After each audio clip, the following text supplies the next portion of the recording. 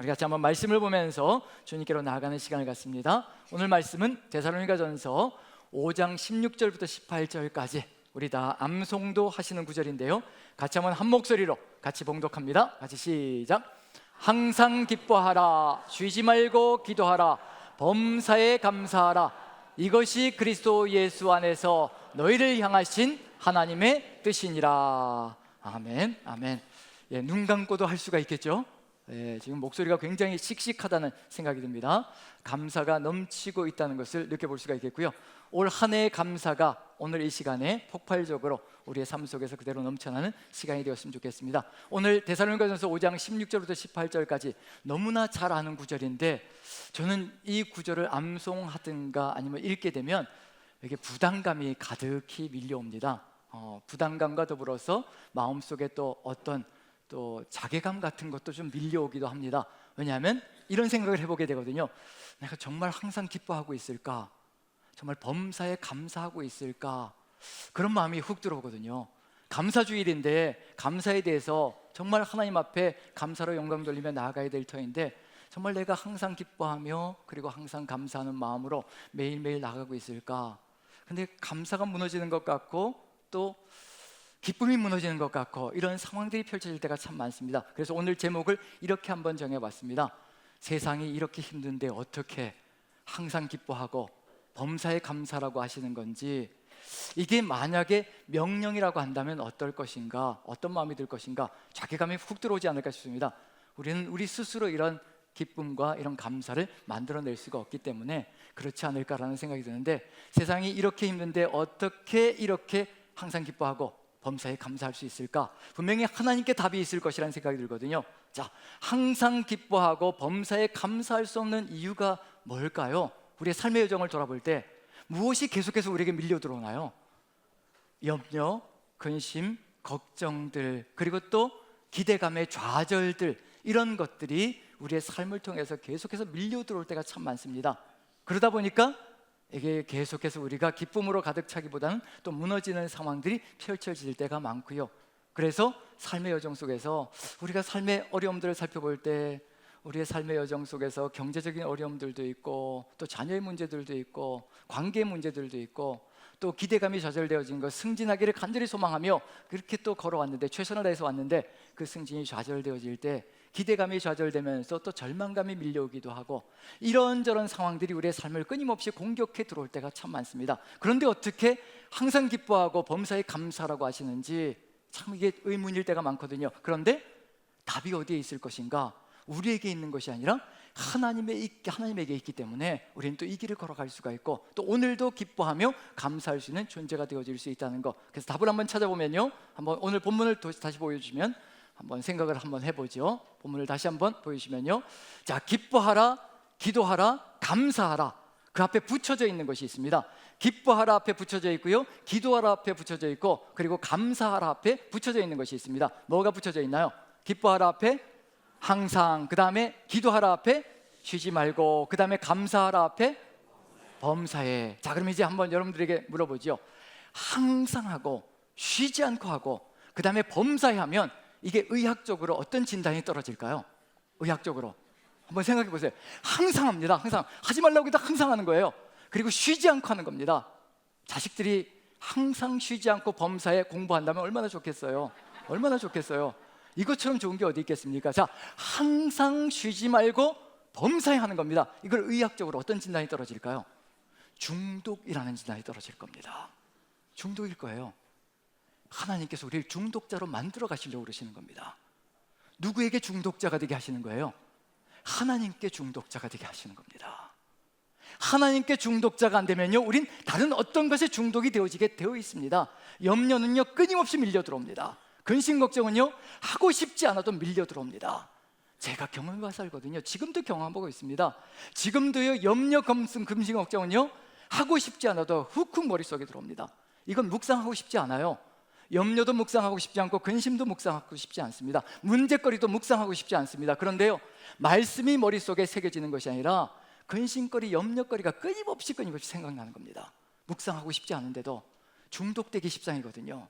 그러다 보니까 청소년들도 어른들도 뭐에 빠져들기 시작하냐면 게임 중독, 인터넷 중독에 빠져들고 마약 중독, 알코올 중독, 그리고 성 중독, 이런 것에 빨려 들어가기 시작합니다. 왜 그럴까요? 염려와 근심 걱정을 잊어보려고 그러는 겁니다. 염려 근심 걱정이 확 쌓여 있는데 일생을 살아가면서 염려 근심 걱정이 없는 세상이 어디 있겠습니까? 제가 인터넷에서 한번 찾아봤어요. 염려 없는 세상이라고 쳐봤습니다. 검색창에. 나올까요? 안 나올까요? 어느 나라도 없더라고요. 염려 없는 세상에 있는 것이 없더라고요. 그런 세상이 주어지지 않는다는 얘기거든요. 끊임없이 염려는 들어오게 되어 있습니다. 청소년들이, 어른들이 이런 중독에 빠져드는 것, 잠시 잠깐 그 염려와 근심 걱정을 잊어버리고 싶어서 빨려 들어가는 겁니다. 그거 하면 없어질 줄 알고, 근데 또 깨어나면 똑같은 것이 그대로 기다리고 있거든요. 그래서 또다시 중독에 들어가고, 그런 일이 벌어지거든요. 우리 하나님께서 우리에게 이루어 주시려고 하시는 것, 무엇을 이루어 주려고 하실까? 우리 하나님 중독자로 만들어 주시려고 하시는 겁니다. 그게 바로 중심에 들어가 있습니다. 항상 기뻐하고 범사에 감사할 수 있는 게 가운데 들어가 있는 것이 있죠. 뭐가 들어가 있나요? 쉬지 말고 기도하라. 얘들아, 내가 항상 옆에 있다. 항상 함께한다. 쉬지 말고 기도하라는 것은요, 명령이 아닙니다. 절대 명령이 아닙니다. 내가 옆에 있으니까 제발 나를 기억하라는 건 말씀이거든요. 내가 늘 옆에서 다 보고 있고 듣고 있고 알고 있으니까 나를 잊지 말라는 하나님의 부탁입니다. 이 부탁을 잊지 않고 우리가 살아간다면요, 우리는 쉬지 말고 기도하는 걸 통해서 하나님의 뜻을 이루어가는, 그리고 하나님과 하나 되어지는 길을 열어갈 수 있을 것이라는 것, 우리에게 답이 있는 것이 아니라 들으시는 하나님께, 응답하시는 하나님께 답이 있다는 것을 우리에게 알려주고 계시는 중입니다. 그래서 뭘 하시려고 하시냐면요, 예수님께서도 우리의 중독의 순서를 바꿔주려고 하십니다. 세상 것에 중독되면요, 믿음도 잃어버리게 되거든요. 그런데 중독의 순서를 바꿔주시려고 하십니다. 무엇을 먹을까, 무엇을 마실까, 무엇을 입을까 염려하지 마라. 얘들아, 너희 하늘아버지께서는 너희가 구하기 전에 너희에게 무엇이 있어야 될 줄 이미 다 아시느니라. 너희는 먼저 그의 나라와 그의 의를 구하라. 그리하면 이 모든 것을 너희에게 더하시리라. 순서가 바뀌어야 되는 거예요.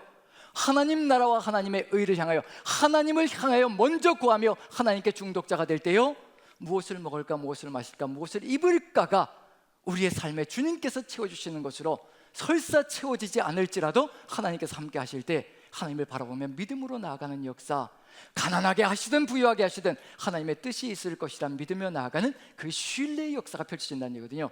하나님께 턱 맡기며 살아가는 역사가 펼쳐진다는 겁니다. 하나님께서도 아십니다.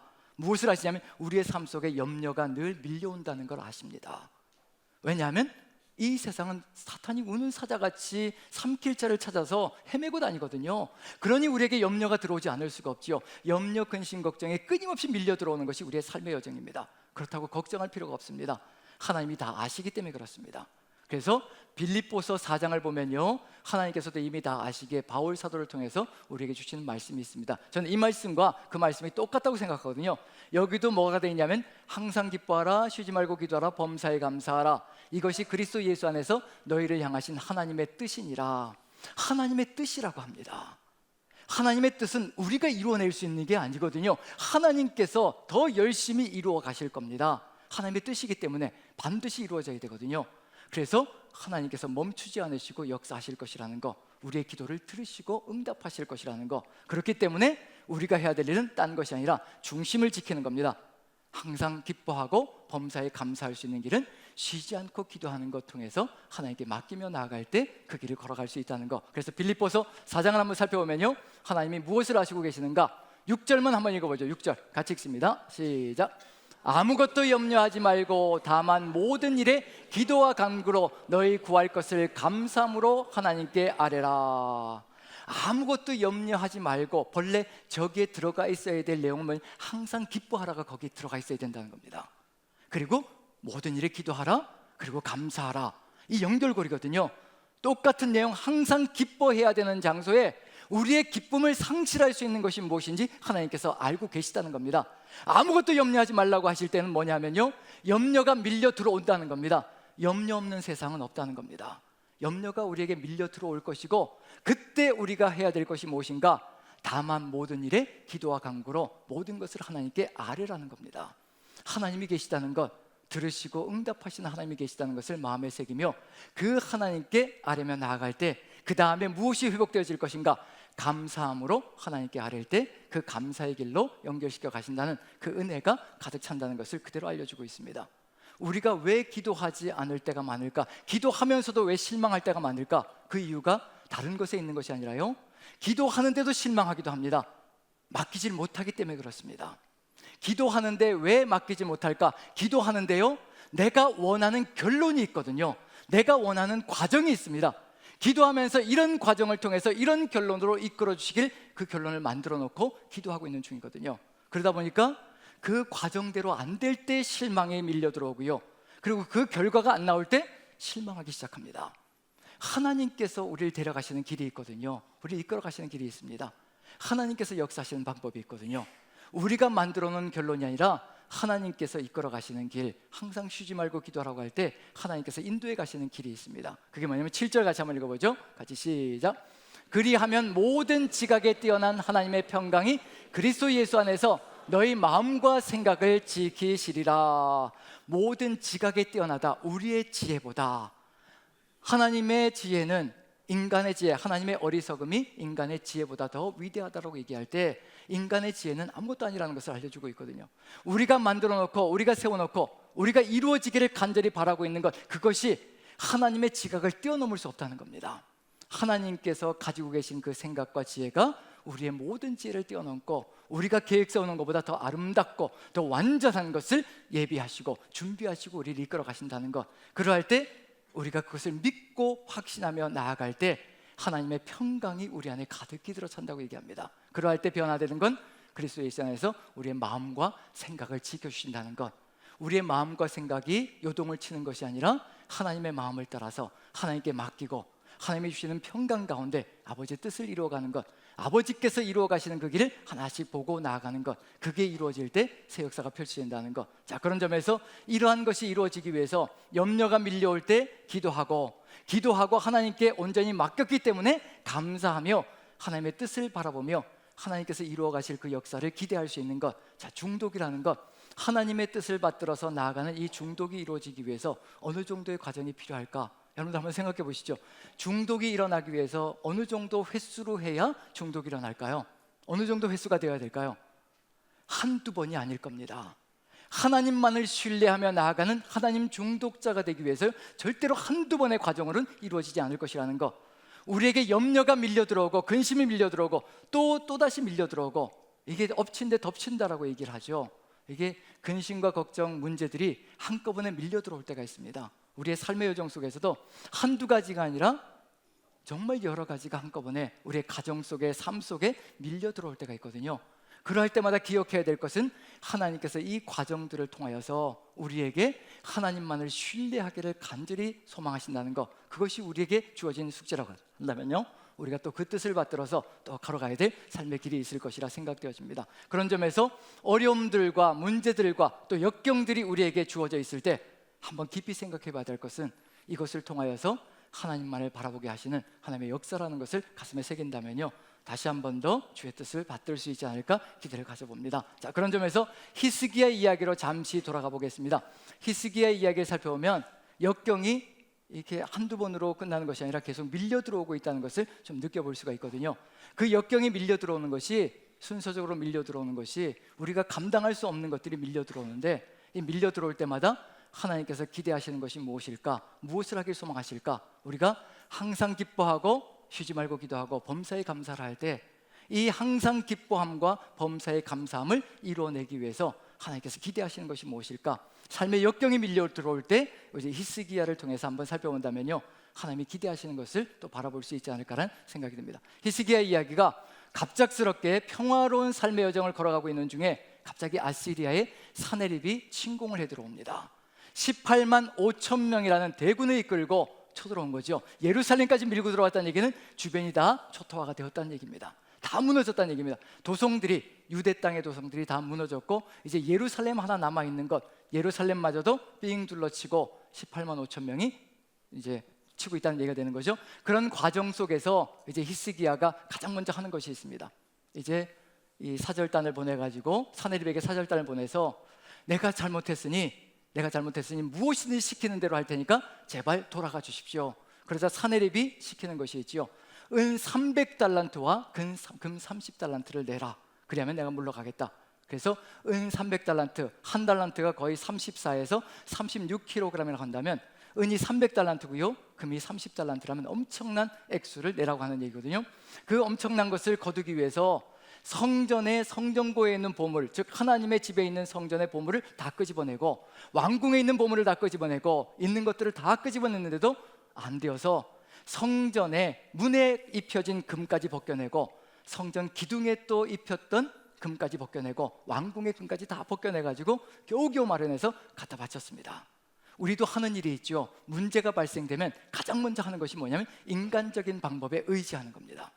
하나님께로 나아가 무릎 꿇고 나가는 것이 아니라 정말 쉬지 않고 기도하고 모든 일에 기도와 간구로 나아가는 것이 아니라 우리도 가장 쉬운 방법을 선택할 때가 있습니다. 그게 뭐냐면 인간적인 방법으로 내가 내 힘을 동원해서, 내 물질을 동원해서, 내 인맥을 동원해서 해결할 수 있는 것이 없을까? 그걸 다 동원해 보는 거지요. 히스기야도 그렇게 시작을 했습니다. 자신이 할 수 있는 모든 것들을 다 긁어가지고 갖다 바쳤습니다. 그런데 사내립은 절대 양보하지 않습니다. 거기서 만족하지 않는다는 얘기거든요. 더 강력하게, 왜냐하면 사내립이 쳐들어왔을 때에는 북이스라엘을 만국으로 가게 만들었을 때 북이스라엘 백성들을 다른 지역으로 옮겨버리고 또 다른 지역의 사람들을 북이스라엘에 심어서 혼혈 족속을 만들어내어서 더 이상 반항도 못하고 말 잘 듣는 족속으로 만들어버렸거든요. 유다도 그렇게 만들려고 작정하고 내려온 겁니다. 금은보화를 달라고 하는 건 그냥 시작일 뿐이었고, 그건 히스기야가 해결점이라고 생각하고 갔지만 절대로 해결점이 아니고요, 인간에 의지하는 건 순간적인 기쁨밖에 없습니다. 순간적인 감사밖에 없습니다. 절대로 해결점이 아니거든요. 그럼에도 불구하고 사내립이 위협을 하면서 너희가 항복하고 나오면 다른 곳으로 옮겨서 너희들을 살게 만들어 줄 것이라되 항복하지 않으면 너희들이 망할 것이라. 이 지역까지 내려오면서 어떤 나라도 나에게 저항한 나라가 없고 어떤 신도 나에게 대항한 신이 없다. 여호와라고 나에게 대항할 수 있겠느냐? 여호와라고 뾰족한 수가 있겠느냐? 기고만장해서 편지를 써서 이제 사절단을 보내어서 히스기야에게 갖다 줬습니다. 히스기야가 그 편지를 읽으면서 통곡을 하지요. 옷을 찢지요. 그리고 이제 그 다음에 하는 것이 있습니다. 그 다음에 정신 차리고 인간적인 방법을 다 동원했으나 절대 그것이 해결점이 아니라는 것을 깨닫고 나서 그제서야 정신을 차리고 하는 것이 있죠. 성전에 올라갑니다. 하나님의 성전에 올라가서 하는 것이 있죠. 한번 읽어봅니다. 같이 한번 열왕기하 19장 14절 한번 읽어보죠. 14절 같이 읽습니다. 시작. 히스기야가 사자의 손에서 편지를 받아보고 여호와의 성전에 올라가서 히스기야가 그 편지를 여호와 앞에 펼쳐놓고 이제 하나님만을 의지하는 신뢰가 들어가기 시작합니다. 하나님이 어떤 분이신지, 이런 분이기 때문에 우리가 신뢰할 수 있다는 거, 우리가 이 하나님을 만나는 겁니다. 이 하나님께 우리의 모든 의지를 드리는 것이고요, 모든 신뢰를 드리는 겁니다. 자, 15절 같이 한번 읽어보죠. 시작. 그 앞에서 히스기야가 기도하여 이르되 그룹들 위에 계신 이스라엘의 하나님 여호와여, 주는 천하만국의 홀로 하나님이시라. 주께서 천지를 만드셨나이다. 천하만국의 홀로 하나님이시고 어떤 신도 없고, 그리고 이 천지를 만드신 하나님, 천지를 만드셨다는 얘기는 무슨 얘기인가요? 우리가 필요로 하는 모든 것들을 제공할 수 있는, 응답하실 수 있는 전능한 하나님이라는 겁니다. 말씀 한마디로 천지가 있게 만드셨거든요. 그 하나님의 전능하심이 우리와 함께 한다면요, 우리에게 이루어지지 못할 것이 없습니다. 우리가 그 하나님만을 신뢰하며 나아간다면 하나님께서 하지 못할 것이 없다는 것을, 이 하나님을 믿고 있을 때 우리에게 어떤 문제든지 작든지 크든지 기억하십시오. 작든지 크든지 상관이 없습니다. 우리에게 어려움이 닥칠 때, 염려가 들이닥칠 때 기억해야 될 것은 쉬지 말고 기도하는 것, 다만 모든 일에 기도와 간구로 아버지께 나아가는 것, 그것이 우리가 해야 될 일이라는 거 하나님께서 들으시고 보시고 하신다는 겁니다. 그 하나님이 지금도 우리와 함께 하시며 우리의 삶을 일거수일투족을 바라보시며 우리가 하나님께 나아가기를 간절히 소망하시고 계시다는 거, 그걸 우리가 믿는다면 이와 같이 히스기야와 같이 이런 고백을 하며 주께로 나아가는 역사가 펼쳐질 것이라는 거, 세상 그 어느 누구도 우리에게 응답할 수 있는 존재가 없습니다. 우리의 질병을 해결할 수가 없고요, 우리의 문제를 해결할 수가 없고요, 우리의 자녀들을 하나님께로 인도해 갈 수 있는 존재가 이 땅에 없습니다. 오직 하나님만이 전능하신 주님만이, 우리를 창조하신 하나님만이 그 일을 이루어 가실 수가 있습니다. 그게 바로 히스기야의 고백 속에 그대로 들어가 있습니다. 우리도 동일하게 고백하며 하나님께 나아간다면 우리의 어떤 문제든지 주님의 손에 쥐어져서 주님께서 역사하시고 이끌어 가실 것을 믿습니다. 자, 16절 같이 한번 읽어봅니다. 16절 같이 시작. 여호와여 귀를 기울여 들으소서. 여호와여 눈을 떠서 보시옵소서. 사내립이 살아계신 하나님을 비방하러 보낸 말을 들으시옵소서. 주여 귀를 기울여 들으시옵소서. 눈을 떠서 보시옵소서. 그리고 이 모든 것들을 들으시고 하나님께서 역사하여 주시옵소서. 오직 하나님만이 해결자이시고 하나님이 회복시키시는 유일한 존재라는 것. 질병에 거하고 있을 때 어떤 문제든지, 자녀의 문제든지, 관계 문제든지, 경제적인 문제든지 해결하실 수 있는 분은 하나님밖에 없습니다. 지금 이 순간이 바로 기도할 수 있는 순간이고 하나님만을 의지할 수 있는 순간이라는 것을 마음에 새기시며 주님과 함께 더 깊이 나아가는 여러분들 모두가 되기를 간절히 축복합니다. 자, 그 다음에 이제 한번 하나님의 응답을 보죠. 한번 읽어봅니다. 20절 같이 한번 읽어보죠. 19장 20절 같이 시작. 아모스의 아들 이사야가 히스기야에게 보내 이르되 이스라엘 하나님 여호와의 말씀이 내가 아수르 왕 사네립 때문에 내게 기도한 것을 내가 들었노라 하셨나이다. 사람을 보내셔서 하나님께서 응답하십니다. 네가 왜 고민하고 걱정하고 무엇 때문에 염려하고 있는지 내가 다 들었다. 내가 다 알고 있다. 사네립 때문에 이렇게 고통 가운데 거하며 신음소리 내고 있다는 것을 내가 다 들었다. 우리 하나님께서는 우리가 왜 고민하고 있으며 왜 염려하고 있는지, 무엇 때문에 신음소리 내고 있는지 우리 하나님 다 아십니다. 다 들으십니다. 다 보십니다. 그래서 쉬지 말고 기도하라는 겁니다. 모든 일이 하나님께 무릎 꿇고 나아가라는 겁니다. 왜 그러시냐면요, 기쁨을 회복해 주시고 싶으시고 항상 기뻐하고 쉬지 않고 그리고 기도하는 것을 통해서 범사에 감사하게 만들어 주시는 겁니다. 저는 어느 순간부터 생각이 바뀌어진 것이 항상 기뻐하고 쉬지 말고 기도하고 범사에 감사하라는 것이 전에는 명령처럼 느껴져서 부담감으로 가득히 찼었는데 이제는 명령이 아니라 하나님의 약속으로 느껴집니다. 나한테 쉬지 않고 기도하고 나에게 의지하고 신뢰하면 내가 너를 항상 기뻐하게 만들어 줄 것이며 내가 너를 범사에 감사하는 존재로 세워줄 것이라. 이것이 내 뜻이기 때문에 내가 너를 그와 같이 인도해 갈 것이라. 하나님의 약속으로 느껴집니다. 그 약속이 이렇게 이루어지고 있다는 거 여기서 들었다고 얘기하십니다. 그리고 말씀해 주십니다. 그 다음에 은혜로 베풀어 주시며 이제 응답을 해주시는데 어떻게 응답해 주시는가? 29절 한번 보시죠. 같이 읽습니다. 시작. 또 내게 보일 징조가 이러하니 너희가 금년에는 스스로 자라난 것을 먹고 내년에는 그것에서 난 것을 먹되 제3년에는 심고 거두며 포도원을 심고 그 열매를 먹으리라. 아시리아 군대를 없애버리는 것은 일도 아니고요, 그것도 이루어 주시겠고 그 다음에 회복을 시켜주시는데 회복은 하루아침에 일어나는 게 아니거든요. 우리 마음속에 상처받은 것, 또 질병으로 인하여 고통 가운데 거하고 있는 것, 이건 하루아침에 회복되어지는 것이 아닙니다. 치료를 해주시면서 낫게 해주시는데 뭐라고 이게 보일 징조가 있는데 금년에 스스로 자란 것을 먹게 해주고 그 다음에도 스스로 난 것을 먹게 해주고 그 다음에는 또 농사지어서 먹을 것을 너에게 제공해 줄 것이라. 무슨 얘기인가요? 회복하는데 이와 같은 시간이 걸릴 것이라는 거 아시는 겁니다. 아시리아 군대에 의해서 모든 것이 다 무너졌거든요. 초토화가 되었습니다. 그럼 하루아침에 일어나는 나라가 아니거든요. 일어날 수 있는 모든 기반을 다 마련해 줄 것이며 세워줄 것이라는 거. 1년 세월이 아니라 3, 4년 세월이 걸릴지라도 내가 너희들을 일어나게 만들어 줄 것이라. 질병 가운데 거할 때 그렇잖아요. 질병 속에서 항암 치료하면서 나아갈 때 하루아침에 회복되는 게 아니잖아요. 하나님께서 약속해 주시는 겁니다. 얘야, 올해도 내가 책임져 주마. 내년에도 내가 다 알고 있으니 내가 회복하기로 책임져 주마. 마지막 순간에 네가 힘을 내어서 일어날 수 있을 때까지 내가 책임지고 너를 이끌어가며 네가 회복될 수 있도록 다 보장해 주마, 책임져 주마. 하나님의 약속은 거기까지 다 들어가 있습니다. 우리의 삶의 여정 속에 얼마만큼의 시간이 필요한지까지도 다 아시는 하나님이시거든요. 그래서 우리가 맡길 수 있고 그래서 그 길로 나아갈 수 있습니다. 누가 하실 것인가요? 하나님의 뜻이거든요. 이렇게 기쁨을 회복하고 감사를 회복하는 것이 하나님의 뜻이거든요. 그 하나님의 뜻이 있기 때문에 우리의 삶의 여정 속에서 그 하나님의 뜻을 이루기 위해서 하나님께서 쉬지 않으실 겁니다. 회복될 때까지 역사하실 겁니다. 우리가 기뻐하며 감사하는 그 순간까지 이루어 가실 거거든요. 왜 하실 것인가? 무엇을 하실 것인가? 31절 한번 읽어보시죠. 같이 한번 읽어봅니다. 같이 시작. 남은 자는 예루살렘에서부터 나올 것이요 피하는 자는 시온산에서부터 나오리니 여호와의 열심히 이 일을 이루리라 하셨나이다 하니라. 무엇이요? 여호와의 열심히 이루시리라고 분명히 약속해 주셨습니다. 인간의 열심은 순간적이거든요. 한번 실망하고 좌절하면 훅 무너집니다. 그런데 여호와의 열심은 절대 멈추지 않습니다. 이루실 때까지 우리의 삶의 여정, 기쁨이 회복되어지고 감사가 회복되어질까지 여호와의 열심은 절대 멈추지 않으실 겁니다.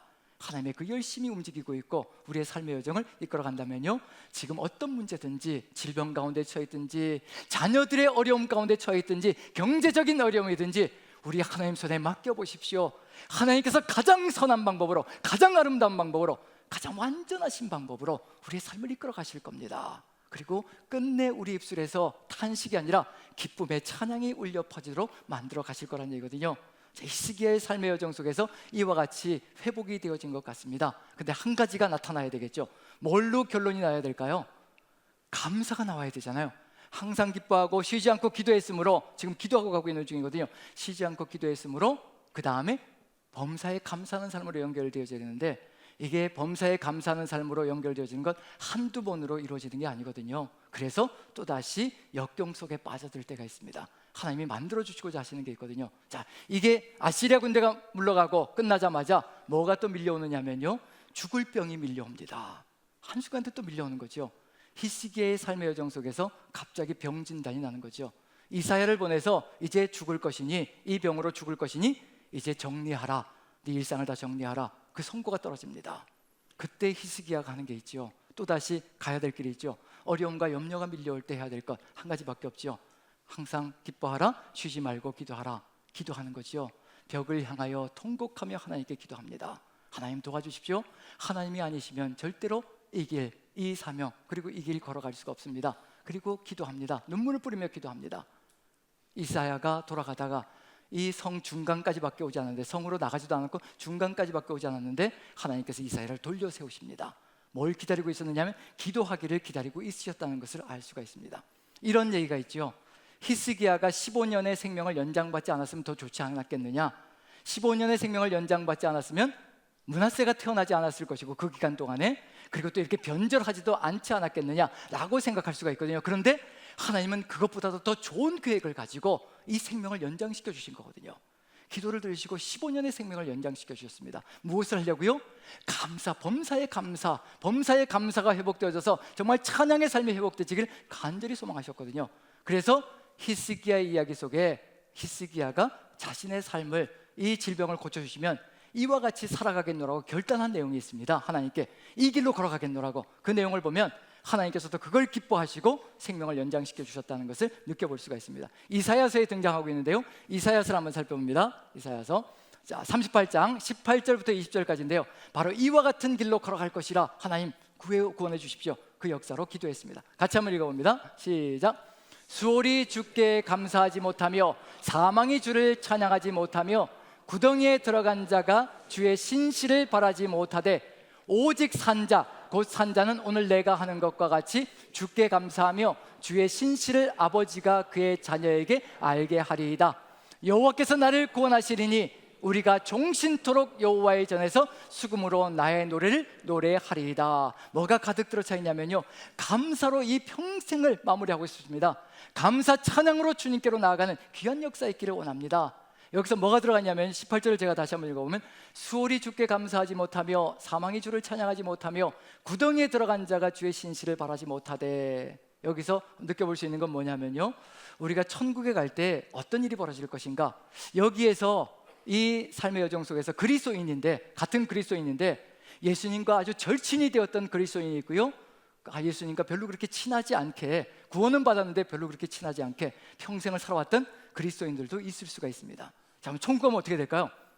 예수님과 절친으로 살았던, 목숨을 다 하나님께 올려드리고 그 길을 걸어왔던 그리스도인은 천국에 딱 도착하면 어떻게 될까요? 예수님이 저기 계시면, 예수님이 손을 벌리고 있으면 어떻게 할까요? 왜, 어떻게 될까요?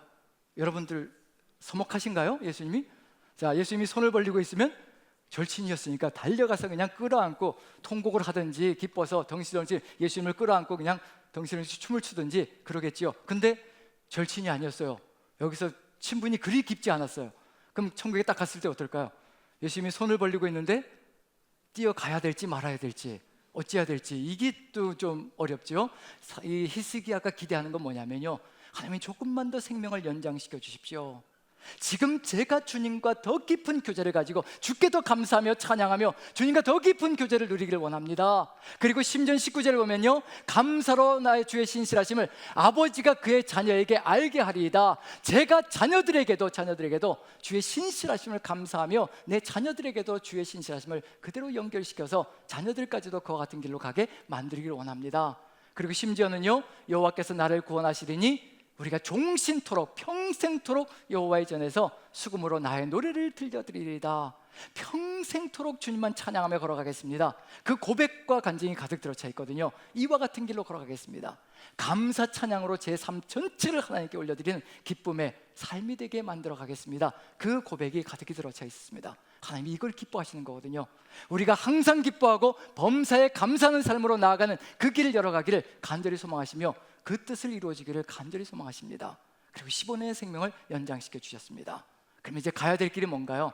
이제 어떤 상황 속에서든지 염려가 밀려오든 뭐가 밀려오든 쉬지 않고 기도하면서 하나님의 뜻을 이루어가며 항상 감사하는 삶, 찬양하는 삶이 이루어져야 될 터인데, 그런데 하나님께서 그 중심을 보시고 싶으셔서 무엇을 보내냐면 바벨론 사절단을 히스기야에게 보내십니다.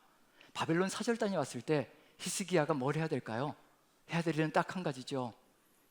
기도하고, 하나님 이 사절단이 왜 저에게 왔는지, 하나님 뜻이 무엇인지 깨닫게 해주십시오. 기도하고 그 다음에 감사 찬양을 올려야 되겠죠. 내가 이와 같이 살아갈 수 있는 건 하나님께서 나에게 아시리아를 무찌르게 해주셨고, 그 다음에 또 생명을 연장시켜 주셨고, 하나님께서 나에게 해주신 이 감사가 가득하다라는 것을 찬양하고 고백하는 역사가 펼쳐져야 될 겁니다. 그러할 때 무엇이 일어날 것인가? 열방이 누구를 아는 길로 갈 것이냐면 하나님을 아는 길로 갈 것이라는 거. 그럼 여기에서 분명한 건 뭐냐면요, 우리에게 왜 항상 기뻐하라, 쉬지 말고 기도하라, 범사에 감사라 하실까? 왜 이것이 아버지의 뜻이라고 하실까? 우리가 이 삶을 살아가게 되면요, 열방 가운데서, 세상 가운데서 하나님의 영광이 드러나는 삶이 될 것이라는 얘기거든요. 하나님이 얼마나 위대하신 존재인가, 천지를 지으신 존재이고 우리의 모든 삶을 책임지시는 존재라는 것을 우리가 열방 가운데서, 사람들 가운데서 찬양하며 나가는 역사가 펼쳐질 거거든요. 이런 삶을 만들어 주시기 위해서, 그리고 세상도 우리를 통해서 하나님의 뜻을 더 깊이 깨닫게 만들어가기 위해서 이와 같은 역사를 이루어가는데, 히스기야가 거기에서 안타깝게 무너지고 말았습니다. 자, 그렇다면 이제 우리의 삶 속에서 어떻게 이것이 평생을 이루어갈 수 있는 삶이 될 수 있을 것인가? 이 중독자의 삶, 오직 예수만 바라며 오직 하나님만 바라며 걸어가는 이 중독자의 삶이 어떻게 이루어질 수 있을 것인가? 다니엘의 이야기를 읽어보면, 마지막으로 한번 읽어보면요, 우리도 그와 같은 길을 걸어간다면 될 수 있지 않을까라는 기대를 가져봅니다. 다니엘의 이야기 속에서 사자굴에 들어가는 다니엘이 있지요. 다니엘의 이야기 속에 총리 중에 총리가 되어서 주변 총리들이 이제 시샘을 하면서 어찌하면 다니엘을 죽일까, 끌어내릴까 음모를 꾸미고 있는 중입니다. 그 상황 속에서 이제 법을 하나 만들었죠. 다니엘 보니까 털어도 먼지가 전혀 나오지 않는 존재인지라 이게 바로 다니엘의 삶이었다는 거. 하나님의 말씀대로 살아가니 세상 사람이 아무리 털어도 먼지 하나 나오지 않습니다. 털 걸 다 털어봤는데 그 삶을 살아가고 있으니 이제 하나님의 말씀으로 밖에는 걸 것이 없으니 이제 어느 누구든지 다니엘이 기도하는 그 모습을 보면서요, 어느 누구든지 왕 위에, 그리고 어떤 신에든지 어떤 사람에게든지 30일 동안 기도하는 자가 있다면 사자굴에 던져 넣읍시다. 다니엘이 끊임없이 말씀을 따라서 정말 주야로 기도하고 있다는 것을 알고 있기 때문에 그 명령, 그 칙령을 내리는 겁니다. 왕의 조서에 어인이 찍혔고 이제 그게 법령이 발표되었습니다. 그런데도 다니엘이 하는 것이 무엇인지 한번 살펴보시죠. 한번 읽어봅니다. 다니엘서 6장 10절입니다. 같이 읽습니다. 시작. 다니엘이 이 조서에 왕의 도장이 찍힌 것을 알고도 자기 집에 돌아가서는 윗방에 올라가 예루살렘으로 향한 창문을 열고 전에 하던 대로 하루 3번씩 무릎을 꿇고 기도하며 그의 하나님께 감사하였더라. 마지막에 무엇으로 끝나고 있나요? 감사하였더라. 하나님께 감사하였더라. 감사할 일이 전혀 아니지요. 염려가 밀려 들어온 겁니다. 근심, 걱정이 밀려 들어온, 문제가 밀려 들어온 거예요. 지금 기쁨을 잃어버릴 수가 있거든요. 감사고 뭐고 다 필요 없는 삶이 이루어지고 있는 중입니다. 사자굴에 들어가게 생겼거든요. 그 상황이 지금 펼쳐진 겁니다. 왕의 조서에 도장이 찍혔다는 걸 알았거든요. 이건 바꿀 수가 없습니다. 왕도 바꿀 수 없습니다. 그 상황이 펼쳐지고 있는 중입니다. 그런데 집으로 돌아가서 윗방에 올라가서 예루살렘으로 향한 창문을 활짝 열고 보란듯이 활짝 열고 기도를 합니다. 쉬지 않고 기도합니다. 그리고 하나님께 감사하였다고 얘기합니다. 무엇이 들어가 있을까요? 사자굴에 들어가든지 말든지 상관조차 하지 않습니다. 기도가 무엇인지 알려주고 있는 중이거든요. 이 기도는 내가 원하는 결과를 위한 기도가 아니라 하나님의 뜻이 이루어지는 기도라는 것을 다니엘은 알고 있다는 겁니다. 그 시간 동안의 세월 동안에 배운 것이 뭐냐면 자신의 기도를 통해서 자신이 원하는 방법들을 가지고 자신이 원하는 것을 이루는 것이 아니라 하나님께서 하나님의 뜻을 이루실 거라는, 죽이시든지 살리시든지 사자굴에 넣어서 죽이시든지 또 구원해 주시든지 그것은 하나님의 뜻에 달려있는 것이고 하나님께서 역사하실 것을 믿고 무엇이든지 감사로 받는 삶이 들어가고 있다는 얘기거든요. 아까 임마누엘 찬양대가 찬양을 했습니다. 부유하든지 가난하든지 어떻든지 질병이든지 무엇이든지 감사하다라고 찬양했습니다. 다니엘의 감사가 바로 저는 그 감사라고 확신합니다. 죽든지 살든지는 하나님께 맡기고요, 하나님의 뜻을 이루어 가고 있는 중입니다. 어느 정도의 세월이 흘러갔을까요? 바벨론 시절에 포로로 잡혀갔습니다. 여호야김 4년에 바벨론 포로로 잡혀간 거지요. 그리고 바벨론이 무너졌습니다. 그리고 다리오 왕 시절, 메대의 다리오 왕 시절이 되었습니다. 바벨론이 무너졌다는 얘기는 뭐냐면요, 70년의 세월이 흘러갔다는 것을 의미하는 겁니다. 바벨론 포로기가 70년이거든요. 그런데 다니엘은 지금도 계속해서 변함없이 하루에 3번씩 정말 쉬지 않고 기도하고 있는 중입니다. 기도가 삶이 되어 있는 겁니다. 하루 이틀 동안 만들어지는 게 아니라는 겁니다. 이렇게 죽음이 눈앞에 왔을지라도 그것도 감사로 받을 수 있는 그 준비가 이루어지는 것, 그 기도가 이루어지는 것, 그것은요 수십 년의 세월 동안 쌓이고 쌓여서 이제는 하나님만이 나의 모든 것 되신다라고 고백하는 그 삶이 이루어질 때 이 삶의 여정이 감사로 연결되어져서 어떤 상황에서든지 항상 기뻐하는 존재가 되어간다는 것, 지금 우리의 삶의 여정 속에서도 그 길을 이루어가고 계시는 중입니다. 염려와 걱정, 근심들이, 문제들이 불어닥칠 때 기대하십시오. 하나님께서 쉬지 않고 기도하는 우리의 삶을 통해서 이와 같이 하나님께 맡기고 감사로 나아가는 삶, 그리고 또 항상 기뻐하는 삶을 회복시키기 위한 하나님의 뜻이라는 것을 마음에 새기며 오직 주의 은혜 가운데서 주와 함께 나가는 그 삶을 저 여러분들 오직 하나님의 뜻을 받들어 기도하는 그 삶을 통해서 이루어가는 저 여러분들 되시기를 간절히 축원드립니다. 우리 같이 한번 기도했으면 좋겠습니다. 오늘 이 시간에 주께서 함께 해주시는 그 역사를 통하여서 우리가 우리 힘으로 이 삶의 여정을 이끌어갈 수 없고, 우리가 우리 스스로의 힘으로 범사에 감사할 수 없고 항상 기뻐할 수 없다는 것, 우리 하나님께서 이미 다 아신다는 것, 지금 염려와 걱정, 근심들이 가득히 차 있다면, 또 밀려온다면 우리의 삶의 여정 속에서 하나님만 바라보며 기도하는 존재 되게 도와주옵소서. 하나님만 신뢰하는 존재 되게 도와주옵소서. 오직 주께 모든 것을 맡기고 살든지 죽든지 주께 맡기며 나아가는 믿음의 삶이 되게 도와주옵소서. 다 같이 한 목소리로 기도합니다. 기도하겠습니다. 사랑의 하나님, 우리 하나님께서 함께하여 주시고 은혜 가운데 인도하여 주옵소서. 오직 주께서 역사하여 주시어서 주의 뜻을 받들어 걸어가는 삶의 길, 아버지 우리에게 항상 기뻐하라, 범사에 감사하라 말씀해 주셨사오니 우리 힘과 능력으로는 아버지 이렇게 걸어갈 수 없으니 주께서 함께하여 주시어 주의 뜻을 이루어가는 삶이 되게 도와주옵소서. 오직 주의 열심으로 이루어 주시어서 우리가 주와 함께 이 기쁨과 이 감사를 잊지 않고 평생을 통하여서 주의 은혜 가운데 거하는 삶이 되게 도와주옵소서. 이 감사로 나아가는 우리가 될 수 있도록 주의 열심으로 이루어 가실 줄로 믿고 우리 구주 예수 그리스도 귀하신 은 받들어 기도하옵나이다. 아멘.